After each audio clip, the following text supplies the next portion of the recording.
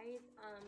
I just wanted to check in with everybody and let everybody know about progress going on with me and the Spiral Oak and the new shop and the Coven and everything else. I don't know if I mentioned this before, but we are actually doing a not so spooky Halloween type haunted house here at my place, hosted by the Coven.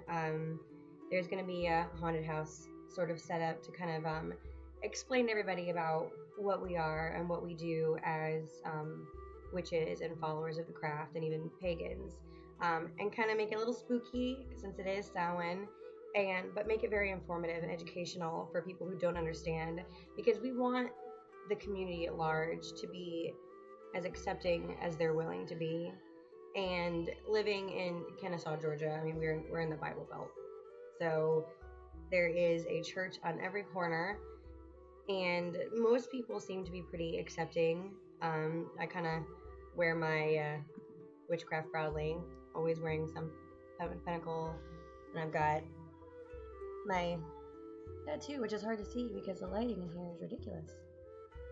It's actually a supernatural tattoo, but still, has a pentacle, and people see that, and I haven't got anything negative. The back of my cube is covered in pagan bumper stickers, get a taste of religion, lick a witch, pentacle, triple moon, a clergy sticker, and I am ordained. But people seem to be okay with it, but I don't get out a lot, so that may be why I haven't really had any issues. But we want to do this to, inform people and let them know about, who we are and what we do, and we're here to help. We're here to help. The other thing that I'm looking into is most of the libraries here in Georgia. I know Cherokee County and Cobb County, which is the county that I live in, you are not allowed to check out any books on paganism or witchcraft. They are for reference only. And I don't think that that's fair. I mean, they have Bibles there, which I think are reference.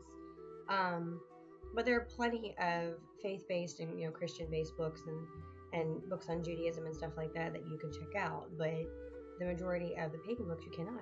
Now, I haven't checked into this recently, and maybe they've changed their policy or whatever. But that's another thing that I hope that we can address as a whole, because it makes it very difficult for those that are trying to learn the craft and about paganism and stuff like that, especially if they don't have somebody to reach out to. Your outlets are the library or the internet. And the library has some good, concrete books. And the internet has really great resources too, even though you have to be really careful with what you read and what you take in. I mean, I've been practicing for 16 years, and I'm still learning about people that apparently were grossly misinformed when writing their books or speaking about the craft and paganism. A lot of times people like to make things up, and there is such thing, as a UPG. That's your personal beliefs and what you've experienced, but it isn't always concrete, and that seems to be part of the issue. But I'm rambling. Back to the Spiral Oak. We are hoping to start expanding and bringing other people in. I've actually made some flyers that I don't have on me right now, otherwise I would show you,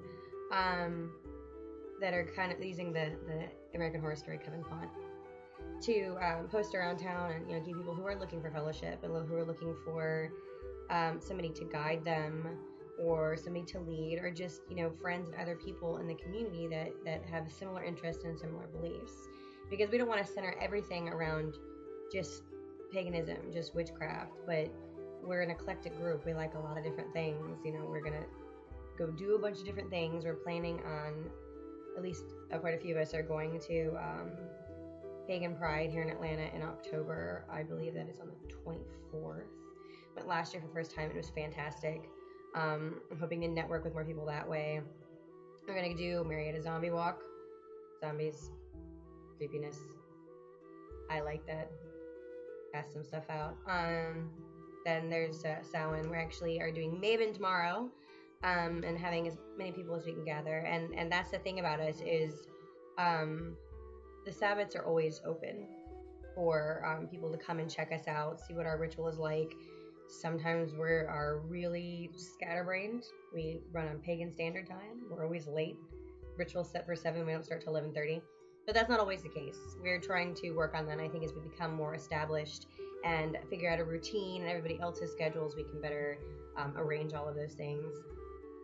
But that's pretty much what I wanted to touch base on right now. I plan on doing more videos. It's just been crazy here especially with Mercury being in retrograde. Things have been breaking. Like my phone broke and my laptop broke all in like the span of a week, and I have my laptop back but still don't have my cell phone.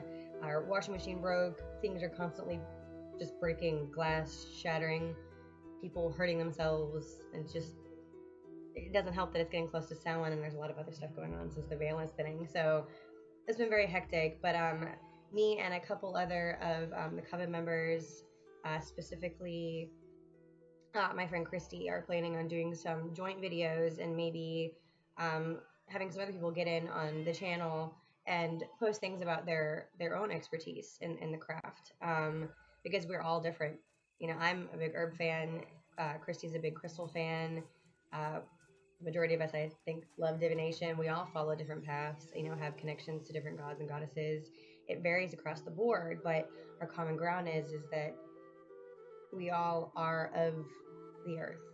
We're all made of the same energy, the same stardust, and we want to connect like that, and not tell, you know, somebody else, you know, you're wrong for believing this or you're wrong for believing that, because a lot of us strove to get away from that, being, you know, part of monotheistic religions. And I grew up as a Messianic Jew, so we had Jewish traditions and beliefs along with Christian traditions and beliefs, and it just never sat well with me.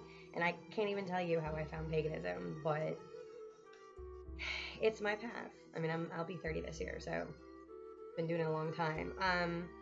That's it for this video. The next video, I'm going to do an introduction about myself, give you a little bit of information about me, since we're getting into these video things, getting the swing of it. I will post all of the information in the description for the Spiral Oak group on Facebook, the shop page, our actual Coven page on Weebly, and everything else you need to know. And if you live in the Kennesaw area or in the North Metro Georgia area, like Woodstock, Canton, Kennesaw, Marietta, Smyrna, you should come see us for Samhain and come see the awesome haunted house, have some snacks, meet your favorite witches.